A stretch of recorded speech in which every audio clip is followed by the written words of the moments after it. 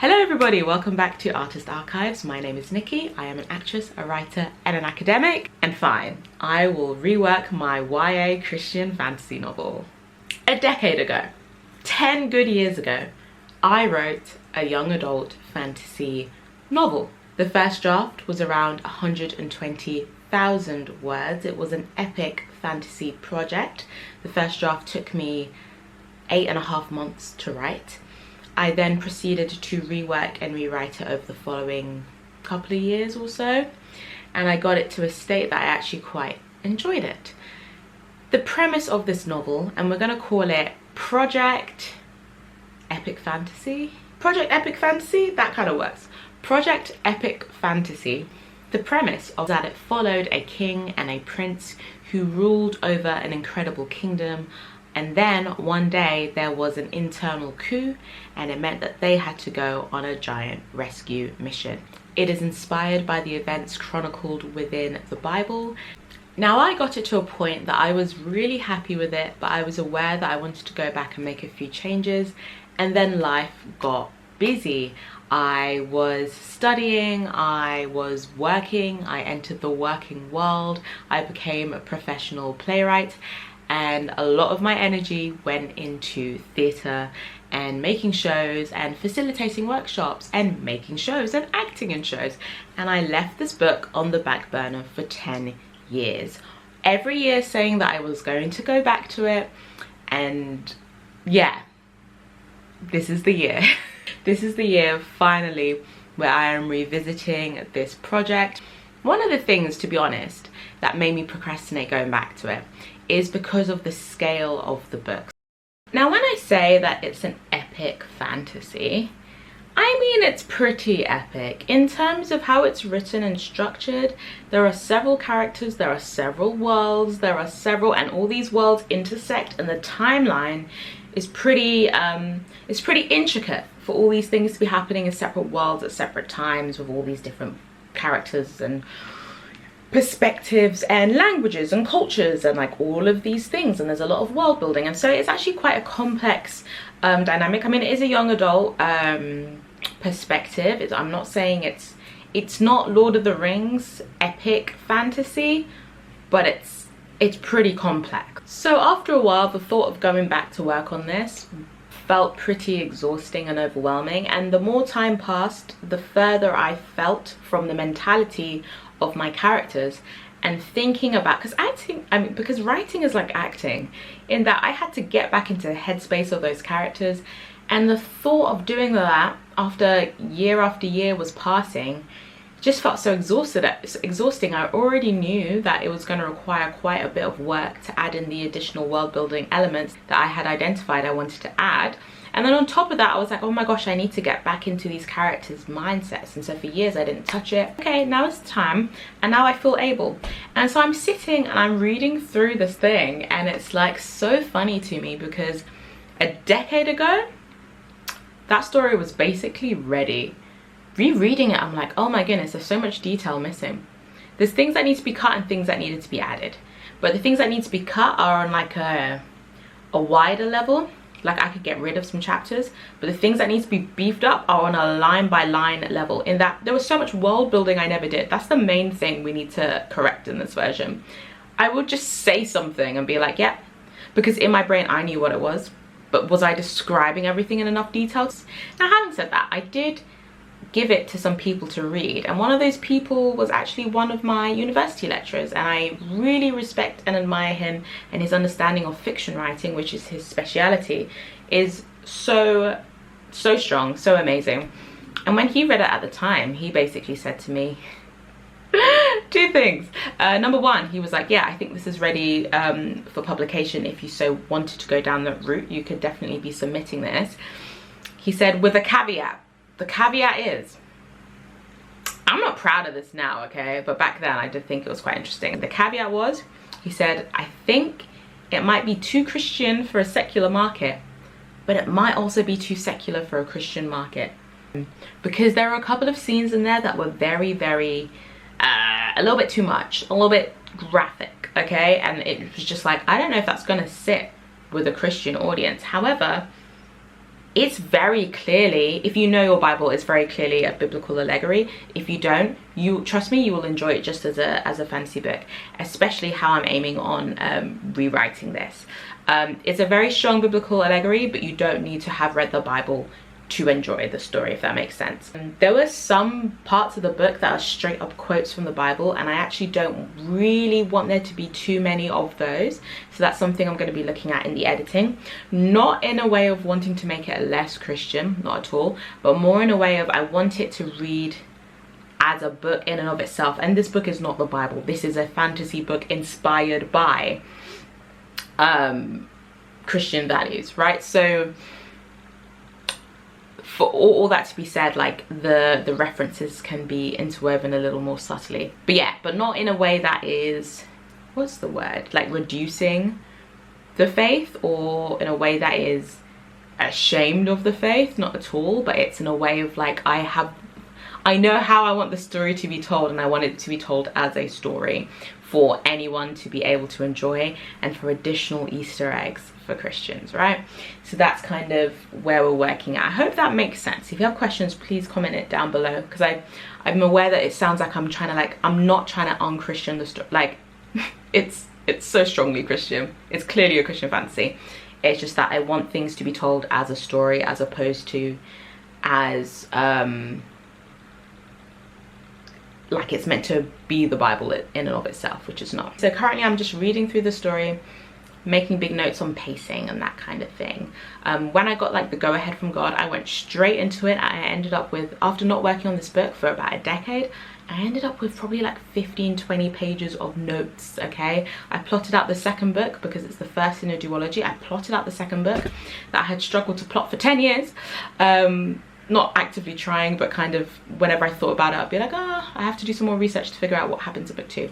I plotted out book 2 in a day, and then I made a whole list of things I want to change in this book, and I've started reading through the book again, and it's a really fun experience. We're about halfway through. His eyes drifted shut. He dreamt of revolution, of lit torches and processions. He dreamt of a burning palace and the execution of the emperor. For the first time in a long while, he slept with a smile on his face. So my pet parrot loves this room, so I try and bring him up here. The thing is, this is my study, and so I come up here to work, and he loves this room so much, he gets so excited, and he just squawks the whole time, and then I can't really concentrate. So it's really hard. Like, I want to bring him up here, but after 20 minutes, I'm like, okay, we need to take you back downstairs. The disrespect of this character and his political beliefs are actually wild. Actually wild. That's wild, bro. I just think he's making a mistake. Fine. He says, like, oh my gosh, bro, I'm trying to read my book, yeah? Nonsense. Tiny lines crisscrossed over the skin of her hand like inked pathways on a map. Rivers, mountains, valleys, a whole world on the back of her palms. With his forefinger, he lightly traced each and every pathway, following the creases and bends in every river, the rising of her wrist bones and the sloping hollow valleys between, somewhere smooth against the mountain. I remember really liking this chapter. So I was like, oh my gosh, the love interests are getting together. And all it is like a handhold. Hey birdie. Okay, I still really like the ending of that chapter, and I remember liking it, so that's good. I thought he'd like this bottle, so I put it there for him. Look at him exploring it, so cute. Does it make a funny noise? Okay, I really like this line. So for the context, in the scene there are 2 individuals, and one is older and stronger, and the other one is young and very, like, a bit more naive, and they really want to learn the art of self-defense. They really want to learn a martial art, basically, and then one of them, but it's very uncommon for someone like them to be learning a martial art, essentially. And so anyway, unexpectedly, the stronger one is suddenly like, yeah, fine, has basically alluded to the fact that, fine, we're gonna train. And they're like, wait, what? You're gonna teach me? Why? And then they say, you'll teach me. Why? And the response is, I fancy the challenge of taking the runt of the litter and making him the prize boar. And I love it because it captures the essence of this older and stronger character so strongly, where it's like everything is a backhanded compliment. It's like, I'm gonna help you, but it's only because I really want to do it, and also I'm gonna insult you as I decide I'm gonna help you. And I really like that one. Oh my goodness. Okay, so I'm not gonna say names, but this is the sentence. They watched as one person with the long sword slashed low, causing the other person to jump over the sweeping metal. She jumped effortlessly, as if defying gravity was in her nature. Not the Wicked reference. Not the Wicked reference! You know, I was feeling so smug sneaking in a Wicked reference in there. That's impressive.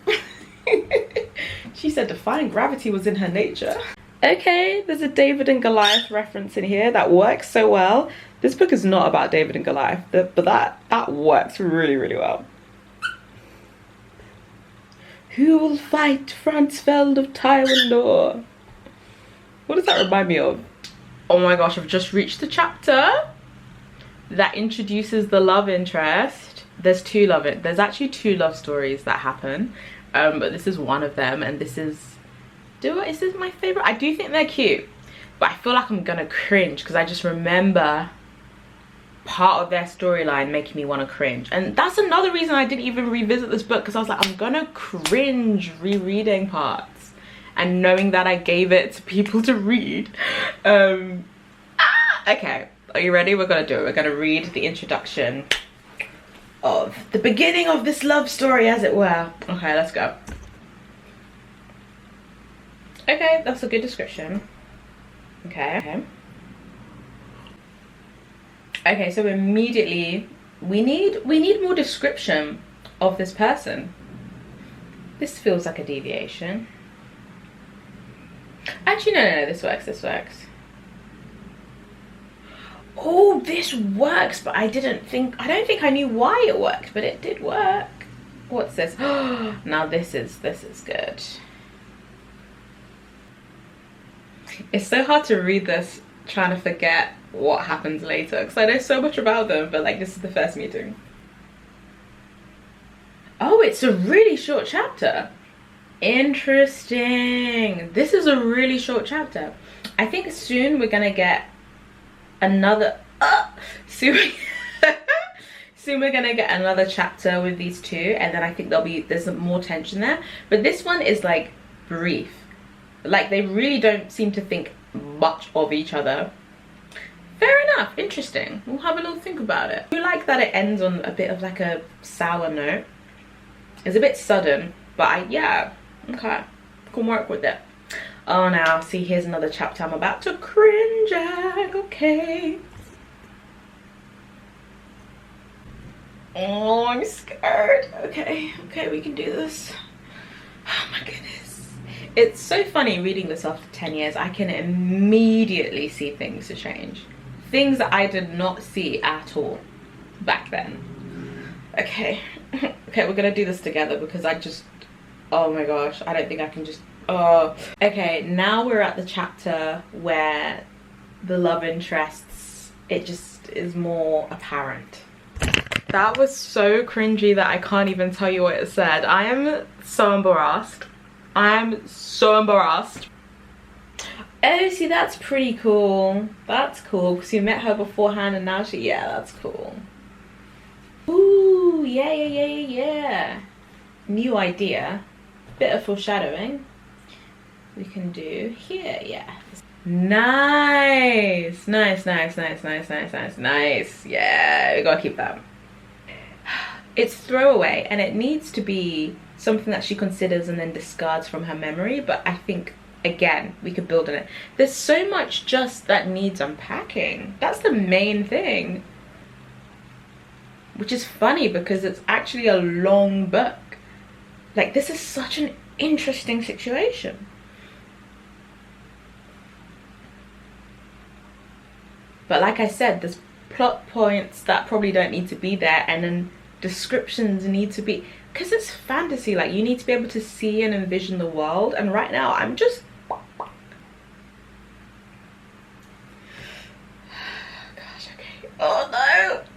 Okay, you can do it, you can do it. Is it unsightly though?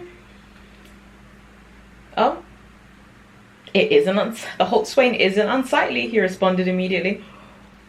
Oh, damn, okay. You know what? I'm giving my past self points. Everything I have. I keep bringing up issues and it keeps on solving them, so. The fish? No! Okay, I see where, what? Why? Oh my gosh.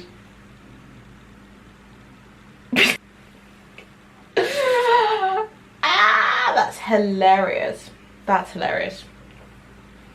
That's such a weird phrase. I think I need to make more of the fact that this is an agricultural society for this phrase to land. Otherwise it just feels... And again, no explanation. Baby girl. And you... I was given to my wife 2 years ago. No. What did he...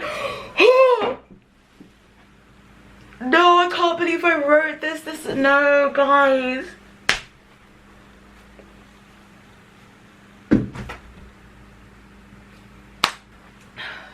Does anyone else cringe this much when you read like really old writing? Because this is... I genuinely left this book because I said I don't want to have to reread through the cringy scenes. And it's not even all the scenes. It's just a certain handful of scenes where I'm like, don't make me read it. Okay, that's funny. That's funny. Dang, that's forward. Forgive me for being so forward. No, but it was forward. So why did they have... It doesn't make sense why that was a thing. So I have to change that line of dialogue. Aww. A fresh kill. Fascinating. She twisted the knife in her hands. The first time she'd seen her reflection in its blade, it scared her. Okay, it's another day. It's a new day. We're continuing where we picked off. So we're over halfway through the document, to be fair. We're in part 2. So part 1 is very short, and then part 2 is the bulkiest part, and then part 3 is relatively short as well. But yeah, we left off at this. It's, to be honest, it's all the like romantic storylines that I was writing so long ago that I'm just... Okay, a nice running list of big changes. So let's just open that up now. Those are different tribes. Okay, to be fair, a lot of the times when I have a question, the next sentence is answering those questions. So you know what? I have to give myself, my past self, some props. Fair enough. I had thought about this. The only way I'm getting through the cringy chapters is recording my own reaction because I can't. Okay, let's go. Oh, what does that stop? What does that mean?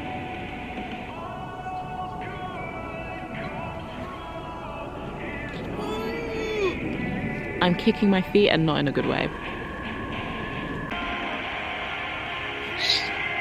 Oh my gosh. The mixed signals are mixed signaling, like, girl. Is something wrong? No. Yes. Is there anything I can do? He said all right. You know what? The push and pull of this dynamic is actually quite... I do like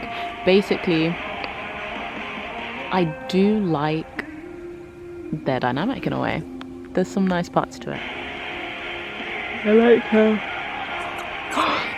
I like how cheeky the guy is. Like, this guy is not taking nonsense, and I like it. Okay, I just had to bust out the physical copy, 100,000 words of this. I remember at the time when I was doing research, industry standard was between 90 to 120k for a fantasy book. So this sits at 100k. Anyway, an event just happened that I do not remember being in the book. And I'm like, what the heck? So I'm gonna check this copy out because this is the most recent copy. And this might be slightly behind, ever so slightly, with just like a couple of paragraphs here and there. So yeah, let's check and see if this actually happened, because I don't remember it being here.